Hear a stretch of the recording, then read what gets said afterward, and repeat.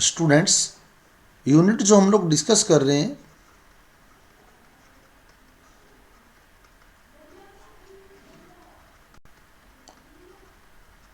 Coordination compounds, और coordination compounds में जो हमारा टॉपिक चल रहा है, उपसर्जक यौगिक में जो हमारा टॉपिक चल रहा है वो टॉपिक चल रहा है समावयवता, आइसोमेरिज्म।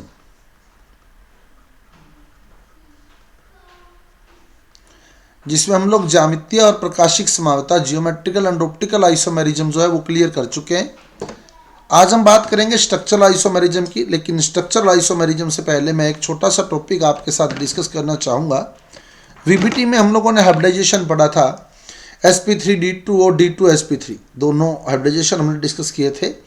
sp3d2 और d2sp3 दोनों में ही जो स्ट्रक्चर होती है, जियोमेट्री होती है। मैं एक बार अष्टफलकीय ज्यामिति हमने वहाँ बनाई थी, ओक्टाहेड्रल जियोमेट्री होती है उनकी। जब हाइब्रिडाइजेशन क्या होता है, sp3d2 और d2sp3, तब अष्टफलकीय ज्यामिति होती है। अष्टफलकीय ज्यामिति ओक्टाहेड्रल, और ओक्टाहेड्रल में जब हमने स्प्लिटिंग पढ़ी थी CFT में, तो ओक्टाहेड्रल की स्प्लिटिंग कैसे हुई थी बताओ। CFT में हमने स्प्लिटिंग पढ़ी ओक्टाहेड्रल की, कैसे हुई स्प्लिटिंग। लोअर एनर्जी वाले कौन से थे, लोअर एनर्जी वाले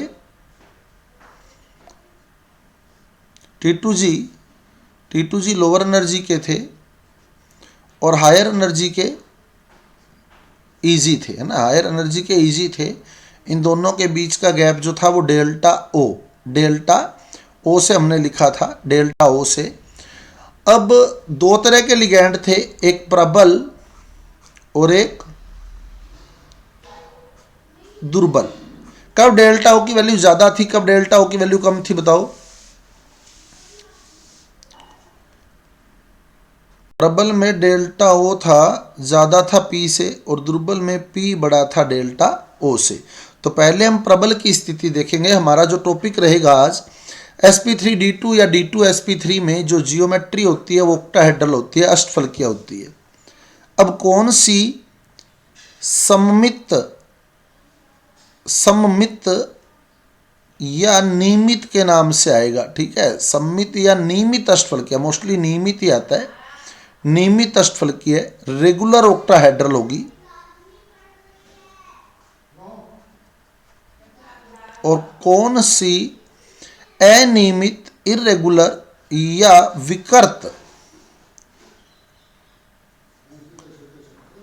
विकृत अष्टफलकीय, इरेगुलर और डिस्टोर्टेड ओक्टाहेड्रल होगी, डिस्टोर्टेड ओक्टाहेड्रल।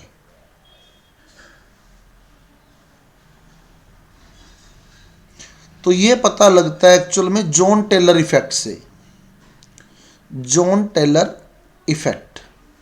अभी तक इसका क्वेश्चन कभी नहीं आया है, लेकिन फिर भी हम लोग जब वीबीटी डिस्कस कर रहे हैं ना, हम लोग वहाँ कह रहे हैं अष्टफलकीय ज्यामिति है। अगला हो सकता है अपने से क्वेश्चन पुट कर दे, कौन सी ज्यामिति जो है वो रेगुलर ओक्टाहेड्रल है, नियमित अष्टफलकीय, कौन सी डिस्टोर्टेड ओक्टाहेड्रल है, मतलब विकृत अष्टफलकीय है। तो क्वेश्चन कुछ भी पुट हो सकता है। बिल्कुल सिंपल सा टॉपिक, जॉन टेलर इफेक्ट। ज़्यादातर पार्ट आपको इसका पता है और थोड़ा बहुत मैंने बताना है बस आपको। तो इससे ये पता लगता है कि अगर विन्यास कॉन्फ़िगरेशन सममित है, सममित विन्यास है, सिमेट्रिक कॉन्फ़िगरेशन है। सममित विन्यास क्या होता है, सममित विन्यास जो होता है, सेम एनर्जी ऑर्बिटल में, सेम एनर्जी ऑर्बिटल में सेम इलेक्ट्रॉन हो, सेम एनर्जी ऑर्बिटल में अगर सेम इलेक्ट्रॉन है तो ऐसे कॉन्फ़िगरेशन को सिमेट्रिक कॉन्फ़िगरेशन, ऐसे विन्यास को सममित विन्यास कहते हैं। पहले हम प्रबल के लिए डिस्कस करते हैं, स्ट्रॉन्ग लिगैंड के लिए। माइक ऑफ कर दें अपना।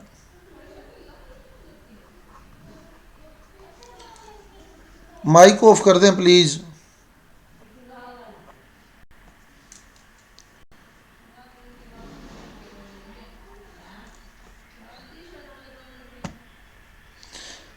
अरे कीर्ति बेटा, रोज बेटा एक बात कहनी पड़ती है आपको।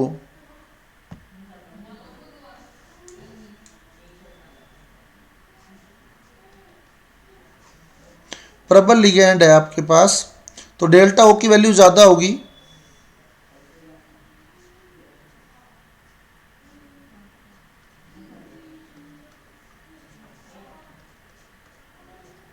अब पहला इलेक्ट्रॉन भरोगे, बताओ किस में भरोगे, बताओ पहला इलेक्ट्रॉन जब भरोगे किस में भरोगे? T2G में, ठीक है, T2G में। अभी T2G में 3 कक्षक थे, अगर तीनों में सेम इलेक्ट्रॉन होते तो सम्मित होता, सिमेट्रिक होता, ठीक है। अभी देखो, जब आपने पहला इलेक्ट्रॉन भरा स्ट्रॉन्ग के केस में, स्ट्रॉन्ग लिगैंड है, आप लोग फर्स्ट इलेक्ट्रॉन भर रहे हैं D1, तो विन्यास क्या बना? T2G1 Eg0, T2G1 Eg0, तो सम्मित है क्या? ये सिमेट्रिक है क्या?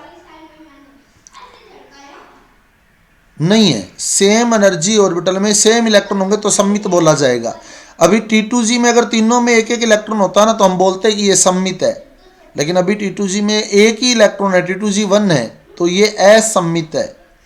असम्मित अगर आ जाएगा, असम्मित विन्यास अगर एसिमेट्रिक विन्यास आ जाएगा तो उसकी जो ज्यामिति होगी वो विकृत अष्टफलकीय होगी, डिस्टोर्टेड ऑक्टाहेड्रल होगी। और अगर सम्मित विन्यास आएगा तो रेगुलर ऑक्टाहेड्रल होगी, नियमित अष्टफलकीय होगी। तो D1 असम्मित है, विकृत अष्टफलकीय उत्पन्न करेगा। D2 कैसा है बताओ? असम्मित, यह भी विकृत अष्टफलकीय उत्पन्न करेगा। असम्मित विन्यास जो होते हैं वो विकृत अष्टफलकीय ज्यामिति बनाते हैं। अब T2G3 D3 हो गया, T2G3 Eg0, अब कैसा हो गया बताओ? सम्मित विन्यास हो गया, तो ये नियमित अष्टफलकीय है। समझ आ गई बात? इसमें कोई विकृति नहीं है। T2G3 Eg0 में अगर अष्टफलकीय आकृति बनती है तो वो नियमित अष्टफलकीय होगी, रेगुलर ऑक्टाहेड्रल होगी। अब D4 में क्या होगा बताओ? चौथा इलेक्ट्रॉन कहां भरोगे बताओ? D4 में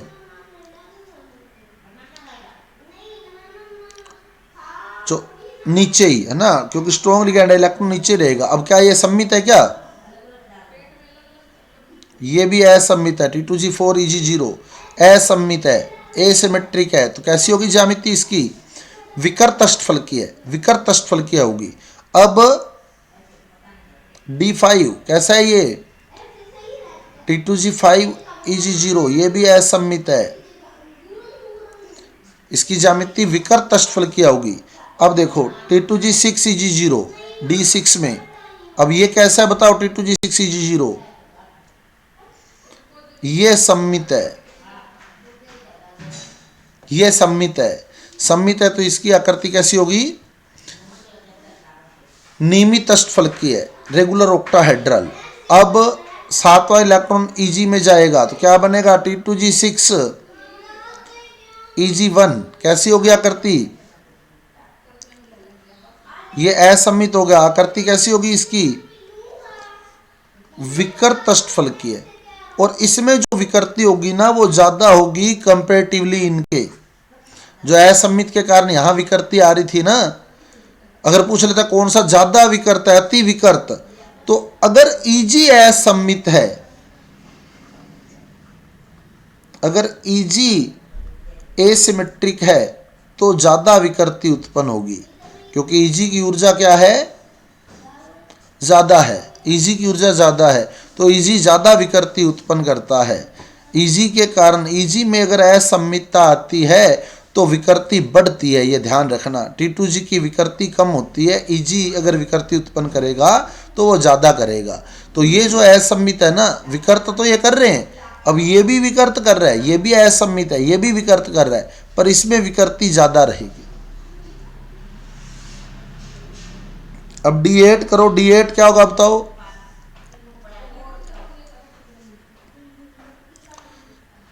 सम्मित, सिमेट्रिक है D8, तो ये अगर यहां अष्टफलकीय आकृति बनती है तो वो रेगुलर होगी।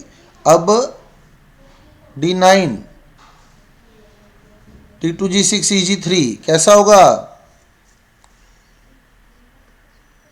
असम्मित, असम्मित, तो यहां विकृति आएगी। और T2G6 Eg4 कैसा होगा? सम्मित। तो इस तरह से हम लोग सिमेट्रिक और एसिमेट्रिक कॉन्फ़िगरेशन देखते हुए ये बता सकते हैं कि कौन से में विकृति है और कौन से में नहीं है। और T2G के कारण जो विकृति उत्पन्न होती है वो EG के कारण उत्पन्न विकृति से कम होती है। T2G के कारण अगर विकृति आ रही है तो वो कम आएगी, EG के कारण विकृति आ रही है तो वो ज़्यादा आएगी। अगर EG के कारण डिस्टोर्शन क्रिएट हो रहा है तो वो ज़्यादा होगा, T2G के कारण जो डिस्टोर्शन क्रिएट हो रहा है वो कम होगा। क्लियर? सेम ऐसे ही वीक लिगैंड में सोच सकते हैं हम लोग। वीक लिगैंड में क्या होगा, डेल्टा ओ की वैल्यू कम होगी। तो आपने सिमेट्रिक और एसिमेट्रिक देख के बड़े आराम से बता सकते हैं कौन सा रेगुलर होगा और कौन सा डिस्टोर्टेड होगा। अब D1 पहला इलेक्ट्रॉन कहाँ भरेंगे, ये T2G है और ये EG है, पहला इलेक्ट्रॉन यहाँ भरेंगे तो क्या बनेगा, T2G1 EG0, T2G1 EG0 क्या बना। अब नियमित या अनियमित, सम्मित या असम्मित, असम्मित, विकृत अष्टफलकीय की है D2।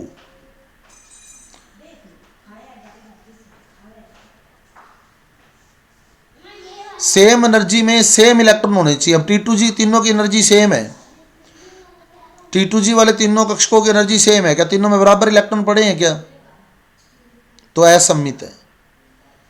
सेम एनर्जी वाले में सेम इलेक्ट्रॉन होंगे तभी सम्मित बोलेंगे, उदासीन नहीं हो जाएंगे। अब तीनों की एनर्जी इक्वल है, अगर तीनों में एक एक इलेक्ट्रॉन आ गया तो उसको बोलेंगे सिमेट्रिक। अब देखो T2G रिपल्शन क्रिएट करता है, लिगैंड को रिपेल करेगा, करेगा ना, T2G भी प्रतिकर्षित करेगा क्योंकि लिगैंड के पास भी इलेक्ट्रॉन है, कक्षकों में भी इलेक्ट्रॉन है, ठीक है।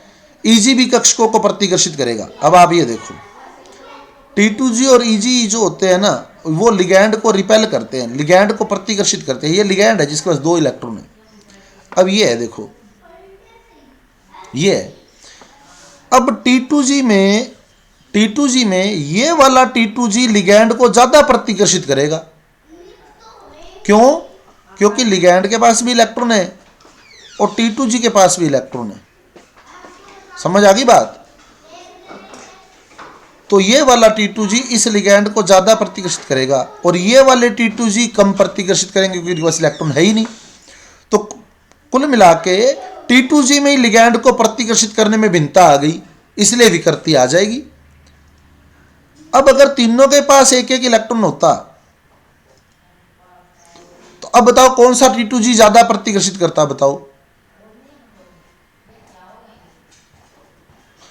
सेम बराबर करते हैं तो बस ये सम्मित हो जाता, इसको बोलते हैं सम्मित। मतलब बराबर प्रतिकर्षित करेंगे तो लिगैंड की स्थिति बिल्कुल सेम पोजीशन पर रहेगी सारों में। समझ आ गई बात, ओके।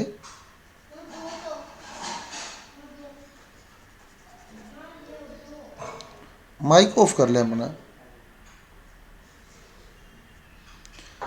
तो सेम एनर्जी ऑर्बिटल में अगर सेम इलेक्ट्रॉन है तो उसको सम्मित बोलते हैं हम लोग। उसका रीजन ये होता है कि वो फिर सेम ऑर्बिटल जो होते हैं वो लिगैंड को बराबर प्रतिकर्षित करते हैं, तो सम्मित बोला जाता है उनको। अब ये असम्मित है, असम्मित है तो ये विकृत अष्टफलकीय होगा, ठीक है। अब D3 में तीसरा इलेक्ट्रॉन कहाँ आएगा, T2G में, क्या बनेगा, T2G3 EG0। कैसी होगी आकृति, सम्मित, सिमेट्रिक, है ना। तो अष्टफलकीय होगी, पूर्णतः नियमित अष्टफलकीय होगी। अब D4 कहाँ जाएगा बताओ, D4 EG में जाएगा, T2G3 EG1। तो ये कैसा होगा, असम्मित, विकृत अष्टफलकीय है। अब पांचवा इलेक्ट्रॉन यहां आएगा, क्या बनेगा, T2G3 EG2 सम्मित, सिमेट्रिक, रेगुलर ऑक्टाहेड्रल है ये। उसमें D5 असम्मित था, देखो, है ना। अब ये फर्क आ रहा है, देखो D5 असम्मित था और यहाँ D5 सम्मित है। अब छठा इलेक्ट्रॉन,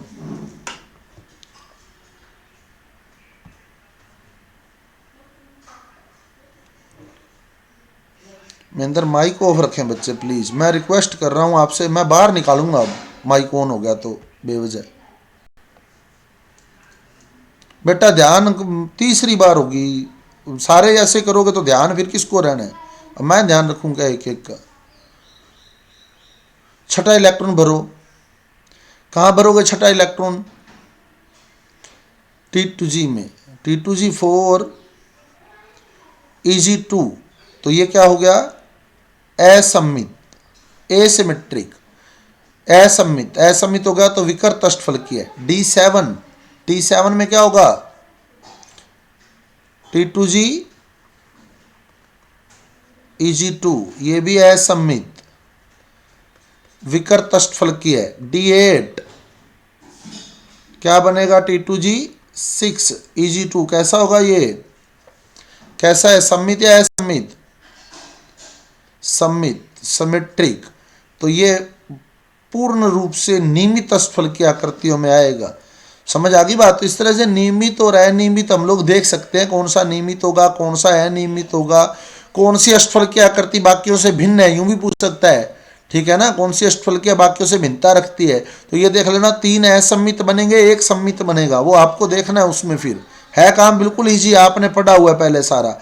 D9 नौवां इलेक्ट्रॉन कहाँ आएगा?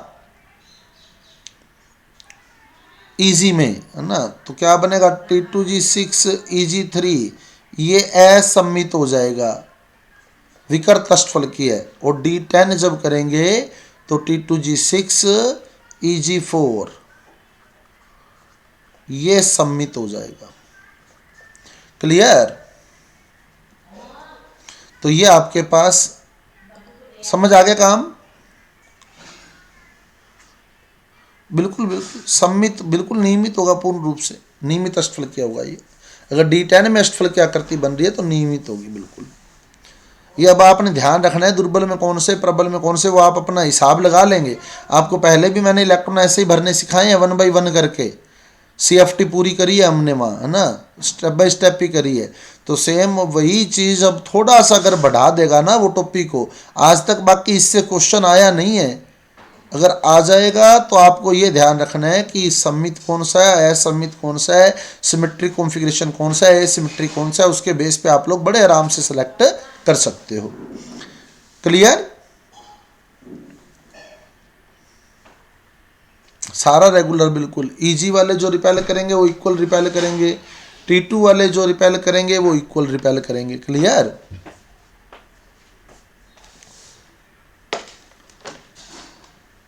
अब कहता है अपने को जो अपने स्ट्रक्चरल आइसोमेरिज्म करनी है, समावयवता अपने चल रही थी, ये मैंने बीच में टॉपिक अलग ही, ये सारा ना अपने पढ़ा हुआ था, है ना, पर मैंने फिर यही था कि माइंड से फिर निकल जाएगा और ये कहीं ना कहीं पेंडिंग रह जाएगा, क्योंकि मैटर में है नहीं। अभी जब टॉपिक शुरू करने किया तब दिमाग में आ गया कि ये टॉपिक अपना एक पीछे रह गया है।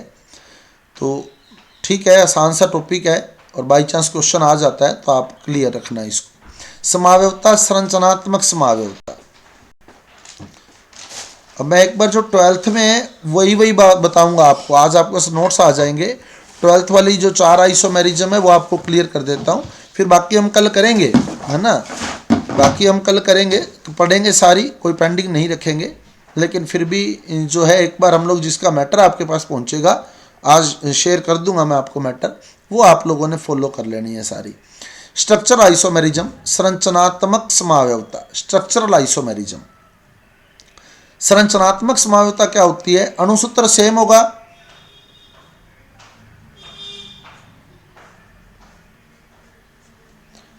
संरचना भिन्न होगी। अब इसमें एक बार हम लोग जो चार्ट डिस्कस करेंगे मैं उन्हीं की चर्चा कर रहा हूं। नंबर 1, आयनन समावयवता, आयनाइजेशन आइसोमेरिज्म।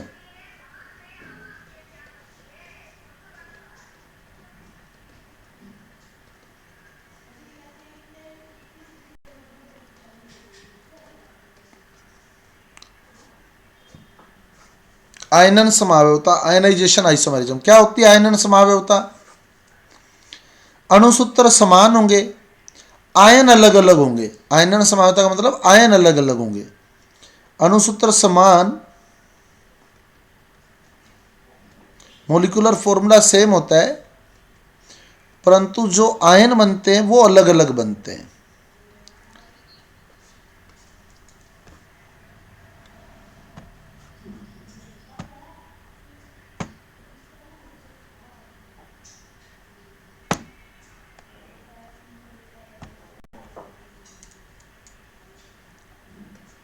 अणुसूत्र समान, आयन भिन्न, मोलिकुलर फॉर्मूला सेम है, आयन जो है वो डिफरेंट होंगे। ठीक है, अब कैसे देखो, कैसे बनाएंगे इस एग्जाम्पल को। CO NH3 SO4Cl आइडेंटिफाई करने का तरीका देखना, ना आपसे पूछेगा, दो यौगिक दे देगा और पूछेगा कौन सी समावयवता है। CO NH3 SO4 ClSO4 ClSO4 ClSO4। एक तो है CONH3 और दूसरा हो गया CONH3 ये यौगिक दे दिया आपको। इसमें पूछेगा कौन सी समावयवता है, कौन सी आइसोमेरिज्म है। 4 ऑप्शन आपको दिए होंगे, इस तरह का क्वेश्चन आता है। ठीक है, अब देखो कैसे सोचना है आपने। पहली चीज़ तो आपको सीधा पता लग जाना चाहिए कि इनको अगर हम लोग पानी में घोलें, वाटर में डिजोल्व करें, तो आयन अलग अलग बनेंगे इनके। फार्मूला इनका सेम है, देखो, cobalt 5 NH3 5 NH3, 1 Cl 1 SO4 1 SO4। Formula same है दोनों का ही। अब पानी में घोलोगे तो बड़ा ब्रैकेट टूटता है क्या वाटर में? बड़ा ब्रैकेट एच डी आ जाएगा, बड़ा ब्रैकेट एच डी आ जाएगा CONH3 SO4 plus Cl minus, और यहां करोगे तो CONH3 Cl +2 प्लस SO4 -2। तो देखो फार्मूला दोनों का सेम था, पर आयन दोनों के अलग अलग हैं। इसमें Cl माइनस आयन मिल रहा है, इसमें SO4 -2 आयन मिल रहा है। तो ये Cl माइनस आयन का टेस्ट देगा, क्योंकि ये Cl माइनस आयन दे रहा है। इसमें हम लोग Cl माइनस आयन का टेस्ट लगा सकते हैं, और इसमें हम लोग SO4 -2 का टेस्ट लगा सकते हैं, क्योंकि SO4 -2 आयन दे रहा है। तो ये SO4 -2 का टेस्ट देगा, ये Cl माइनस का टेस्ट देगा। Cl माइनस का जो टेस्ट होता है वो सिल्वर नाइट्रेट टेस्ट होता है, silver nitrate test, AgNO3 test.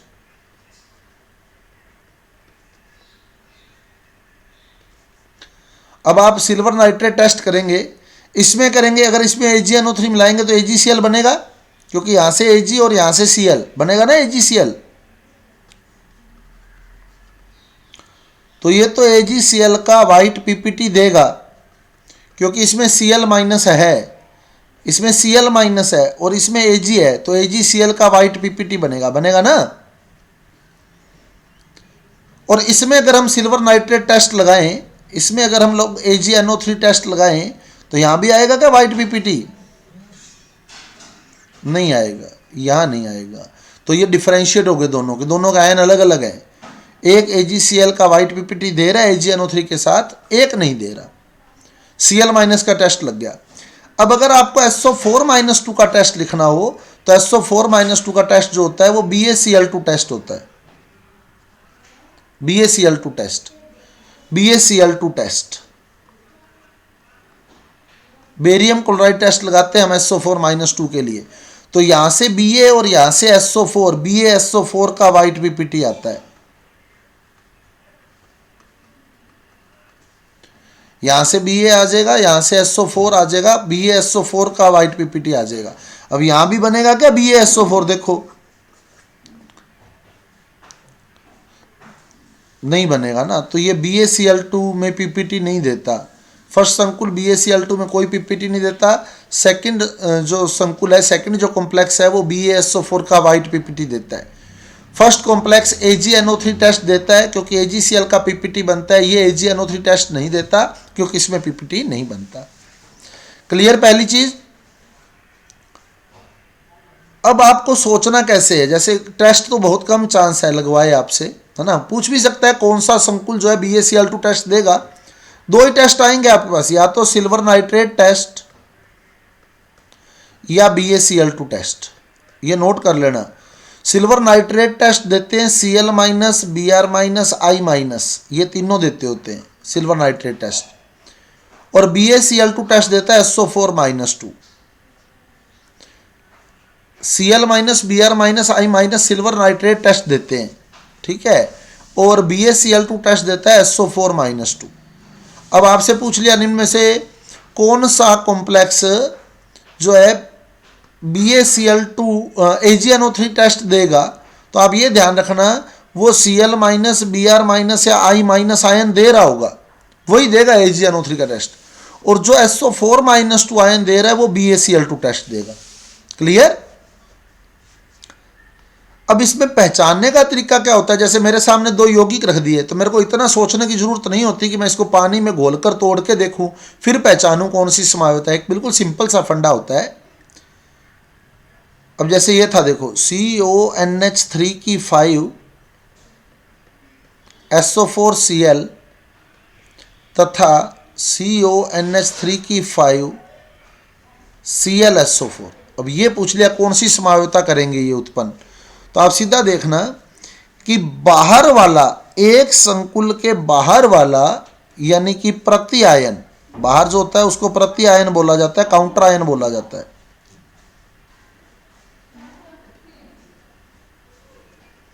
Counter ion, प्रति आयन बोला जाता है। दूसरे संकुल में लिगैंड बना होगा, देखो वो ब्रैकेट के अंदर चला गया, देखो तो बाहर वाला अंदर और अंदर वाला बाहर पहुंचा हुआ हो, आपको चेक कर लेना अगले कॉम्प्लेक्स में। जैसे ये Cl बाहर था, कहाँ चला गया, अंदर चला गया, देखो, और जो SO4 अंदर था वो कहाँ मिल गया, बाहर मिल गया। समझ आई बात? एक संकुल में जो बाहर हो वो दूसरे संकुल में अंदर हो, और एक संकुल में जो अंदर है वो दूसरे संकुल में बाहर हो, तो उत्तर आयनन समावयवता ही आएगा हमेशा।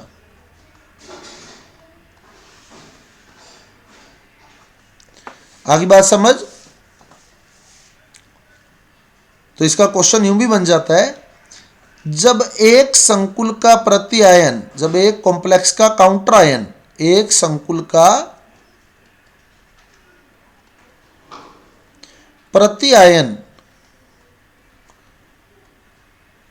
दूसरे संकुल में लिगैंड का कार्य करता है, तो कौन सी समावयवता उत्पन्न होती है?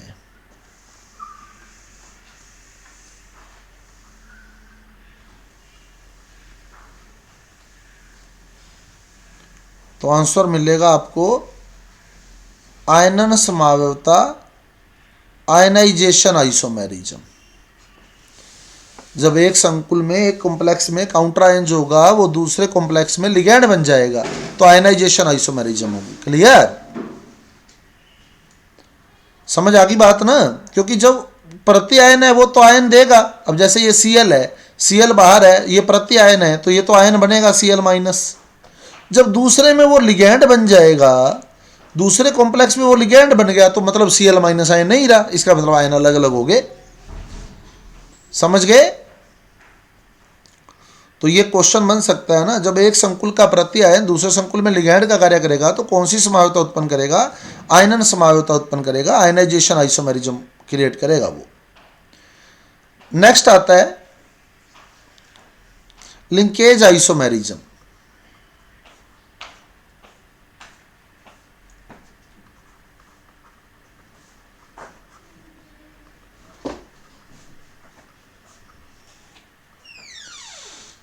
बंधनी समावयवता, लिंकेज आइसोमेरिज्म, बंधनी समावयवता। बंधनी समावयवता उत्पन्न होती है जब लिगैंड उभय तंतु को एम्बीडेंटेट हो। एम्बीडेंटेट लिगैंड जो होते हैं ना, वो बंधनी समावयवता उत्पन्न करते हैं। एम्बिडेंटेड लिगैंड, उभयदंतुक लिगैंड, बंधनी समावयवता, बंधन समावयवता, लिंकेज, आइसोमेरिज्म। क्योंकि उभयदंतुक लिगैंड में क्या होता है, दो दाता परमाणु होते हैं, दो डोनर एटम होते हैं। एक बार एक दाता परमाणु बंध बनाएगा, दूसरी बार दूसरा दाता परमाणु, तो मतलब बंध अलग अलग बनेगा, तो बंधनी समावयवता आ जाएगी। अलग अलग एटम लिंक करेंगे मेटल के साथ तो लिंकेज आइसोमेरिज्म क्रिएट करेंगे। अब उभयदंतुक लिगैंड हैं कौन कौन से, एक तो NO2 माइनस है, CN माइनस है, SCN माइनस है, ये एम्बिडेंटेड लिगैंड है। अब जिसमें भी कॉम्प्लेक्स में, जिस भी कॉम्प्लेक्स में एम्बिडेंटेड लिगैंड आपको दिख जाए वो बंधनी समावयवता उत्पन्न करेगा, लिंकेज आइसोमेरिज्म उत्पन्न करेगा। होना वो लिगैंड के रूप में ही चाहिए। जैसे देखो CONH3 NO2SO4 तथा CONH3 ONOSO4। अब देखो आप, यहां क्या है, NO2 उभयदंतुक लिगैंड है, यहां क्या है ONO, तो दाता परमाणु अलग अलग हो गए। देखो NO2 ONO, एक बार तो यहां डोनर एटम कौन सा है, नाइट्रोजन, डोनर एटम जो है वो N है, और यहां डोनर एटम कौन सा हो गया, ऑक्सीजन।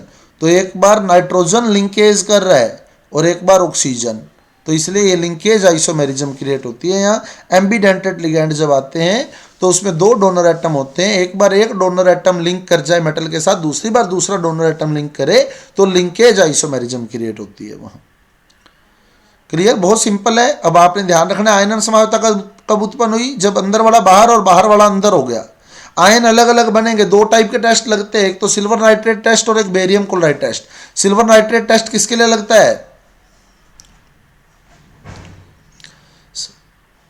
क्लोराइड, ब्रोमाइड और आयोडाइड के लिए। और ये भी आपको बता दूं मैं, क्लोराइड जो होगा ना, ये भी नोट कर लेना, कहीं अगला कॉम्प्लेक्स दे दे और पूछ ले कौन सा कलर देगा। क्लोराइड जो होता है, क्लोराइड व्हाइट पीपीटी देता है, यहां white PPT soluble in liquid ammonia. Cl minus जो होता है AgNO3 टेस्ट में व्हाइट पीपीटी देता है, श्वेत अवक्षेप देता है जो द्रव अमोनिया में विलय होता है। White PPT soluble in liquid ammonia, white PPT देता है जो द्रव अमोनिया में विलय होता है। Br माइनस कौन सा टेस्ट देगा, Br माइनस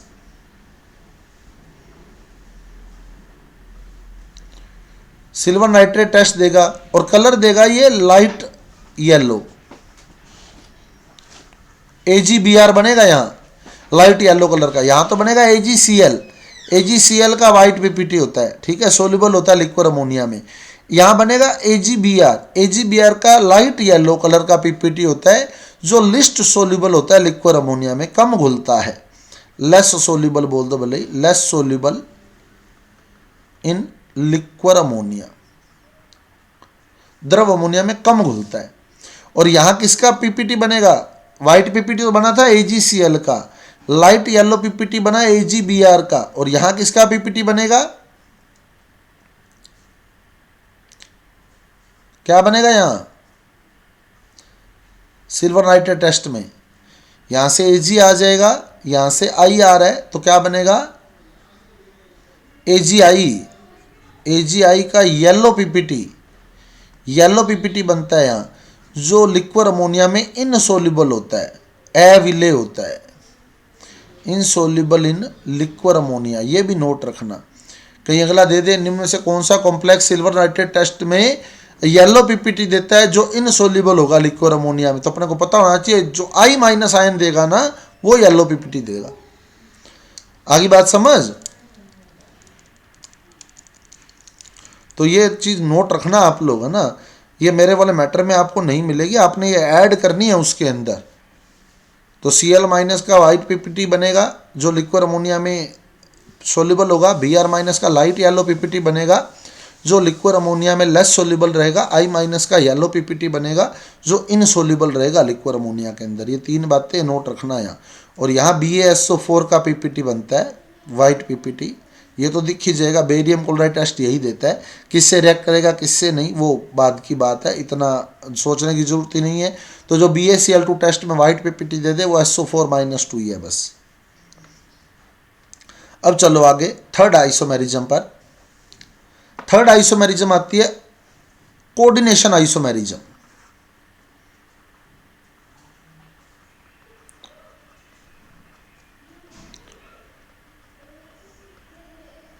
उपसहसंयोजन या समन्वयी समावयवता, चाहे तो बोल दे उपसहसंयोजन समावयवता, उपसहसंयोजन समावयवता, और चाहे बोल दें समन्वयी समावयवता, एक ही बात है।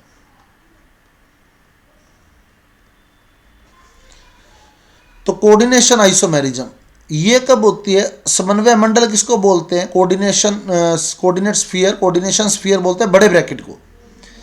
अगर कोई कॉम्प्लेक्स ऐसा है जिसमें पॉजिटिव भी बड़ा ब्रैकेट है और नेगेटिव भी बड़ा ब्रैकेट है,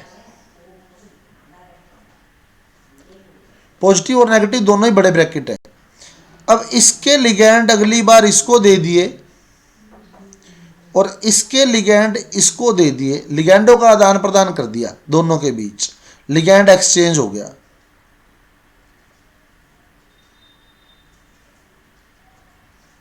जैसे आपको एक सिंपल एग्जांपल दूं, मान लो एक तो है Ma6 और एक है Nb6।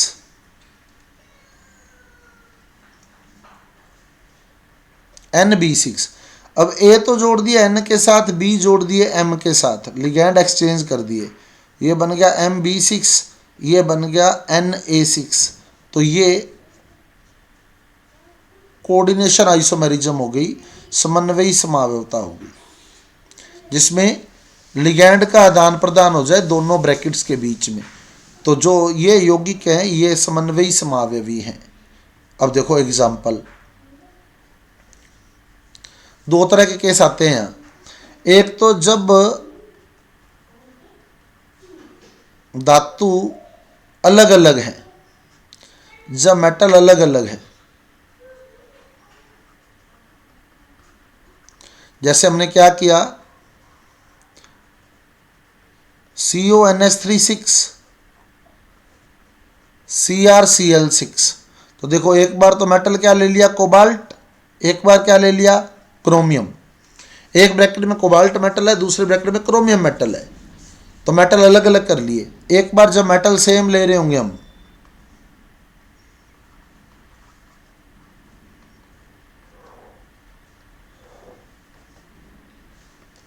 जब धातु समान है तो ये बन गया PtNH34 PtCl4। तो यहां देखो प्लेटिनम, यहां भी प्लेटिनम, सेम मेटल हो गए। समझ आ गई बात? एक केस तो है जब धातु अलग अलग है, एक केस है जब धातु सेम है, मेटल सेम है। तो हम क्या करेंगे, लिगैंड एक्सचेंज करेंगे, इसके लिगैंड इसको, इसके लिगैंड इसको, यहां भी लिगैंड एक्सचेंज करेंगे। करो, इसका एग्जाम्पल क्या बनेगा बताओ, इसका एग्जाम्पल, इसका समावयवी क्या बनेगा, क्या लिखूं बताओ? CrNH36। पहले ये क्यों लिखा, कैटायन पहले लिखते हैं, ये बहुत बढ़िया, कैटायन पहले लिखते हैं। कोबाल्ट पॉजिटिव चार्ज है, NH3 जीरो चार्ज है, तो इस ओवरऑल ब्रैकेट पे पॉजिटिव चार्ज रहेगा, कैटायन पहले लिखना है। या Cr पॉजिटिव NH3 जीरो है तो ये ब्रैकेट पॉजिटिव है, तो पॉजिटिव वाला ब्रैकेट पहले लिखना है, ठीक है। CrNH36, अब Cl तो दे दिए कोबाल्ट को, NH3 आगे क्रोमियम के पास, ठीक है, तो NH3 तो क्रोमियम के पास आगे, और Cl दे दिए कोबाल्ट को, COCl6। क्लियर?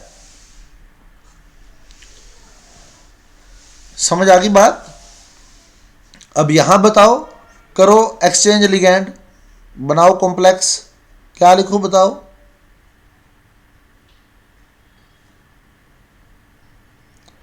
PtNH3 फिर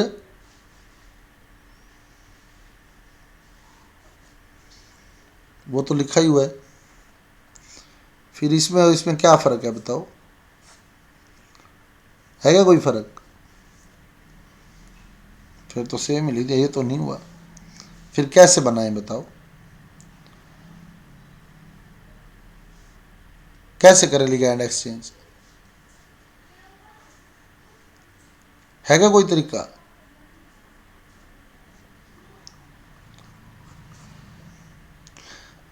कहाँ पे ऐड करें? हाँ, एक एक एक्सचेंज कर दोगे लिगैंड, ठीक है ना, कोई जरूरी थोड़ी है सारे ही एक्सचेंज करो, एक एक लिगैंड एक्सचेंज कर दो, एक HCl इसको दे दो, एक NH3 इसको दे दो, तो क्या बनेगा बताओ, PTNH3 की थराइस Cl, और ये बन जाएगा PTNH3Cl3। एक एक लिगैंड एक्सचेंज कर देंगे आपस में, क्योंकि अगर सारे ही चेंज करोगे फिर तो सेम ही बनेगा ना, तो सारे चेंज नहीं करने, एक एक लिगैंड एक्सचेंज कर देना है। या फिर कितने कितने कर दें,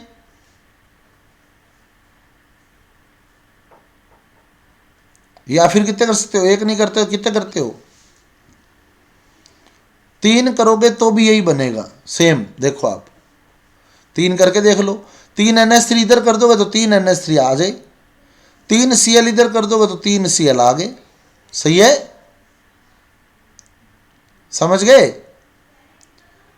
दो नहीं कर सकते क्या?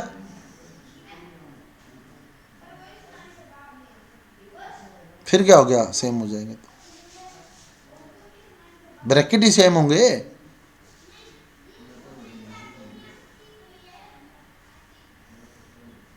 चार्ज न्यूट्रल हो जाएगा, दो एक्सचेंज नहीं करने हैं ना, क्योंकि bracket negative charge positive charge रहेगा ही नहीं। देखो PT यहाँ +2 है, तो जब आप ये बना दो ना, ये ब्रैकेट न्यूट्रल हो गया, PTNH2Cl2।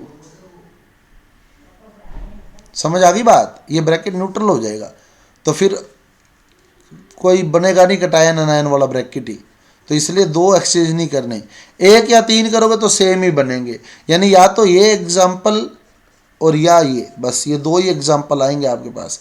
चाहे आप ये मान लो कि एक लिगैंड एक्सचेंज किया, चाहे ये मान लो 3 लिगैंड एक्सचेंज किया, उससे कोई फर्क नहीं पड़ने वाला है। क्लियर, समझ गए? फोर्थ एग्जाम्पल आता है, फोर्थ आइसोमेरिज्म आती है हाइड्रेट आइसोमेरिज्म। हाइड्रेट समावयवता, विलायक योजन समावयवता, सोल्वेशन, जल योजन समावयवता।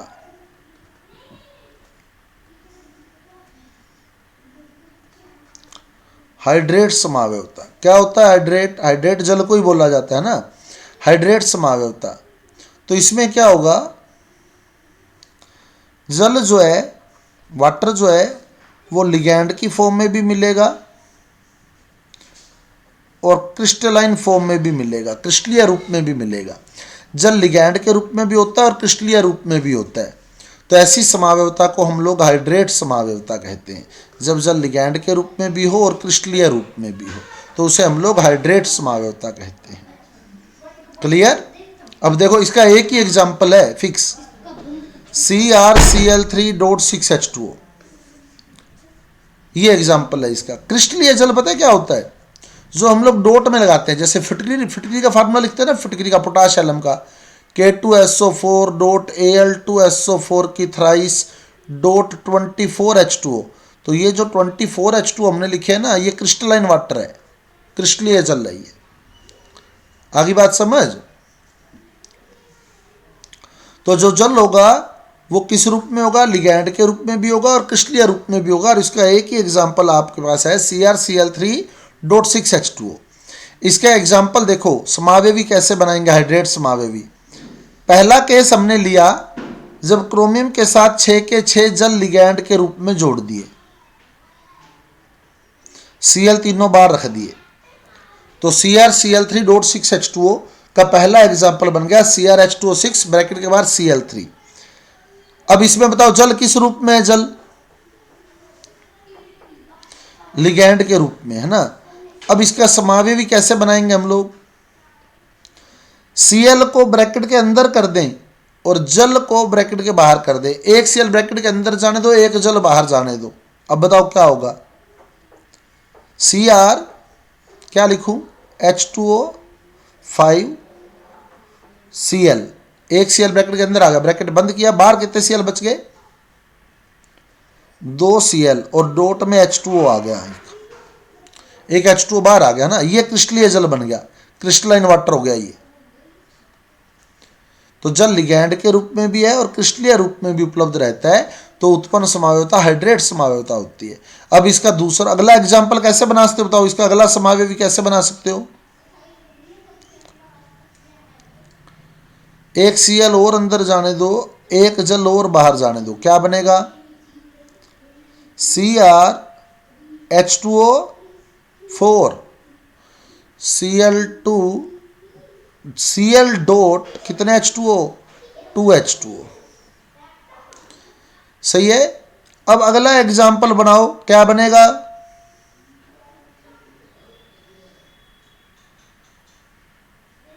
अगला एग्जाम्पल नहीं बनेगा, 3 ही एग्जाम्पल बनेंगे इसमें, ये वाले अगला क्यों नहीं बना,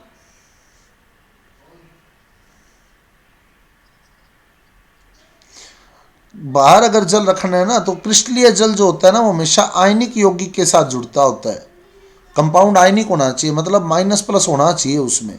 तो जब आप ये Cl भी अंदर कर देते हैं ना तो ब्रैकेट न्यूट्रल हो जाता है, न्यूट्रल होते क्रिस्टलीय जल नहीं जुड़ सकता, क्रिस्टलीय जल हमेशा आयनिक यौगिक के साथ जुड़ता है, जैसे ये आयंस हैं, ये आयंस हैं, आयंस के साथ क्रिस्टलीय जल जुड़ा होता है, कोवलेंट कंपाउंड के साथ क्रिस्टलीय जल नहीं होता, समझ आ गई बात। इसलिए अगर हम एक Cl को ब्रैकेट के अंदर करते तो कंपाउंड न्यूट्रल हो जाता है, न्यूट्रल कंपाउंड के साथ कभी क्रिस्टलाइन वाटर ऐड नहीं होता, क्लियर, समझ आ गई बात। तो ये आपके पास आइसोमेरिज्म के एग्जाम्पल आ गए, मैं अभी नोट्स आपके भी शेयर कर दूंगा, ठीक है, तो आप उसका प्रिंट ले लीजिएगा, और जो है बाकी का मैटर जो है हम कल डिस्कस करेंगे वो आप लोग ऐड करते जाइएगा, ठीक है स्टूडेंट्स, समझ आ गया आज वाला काम।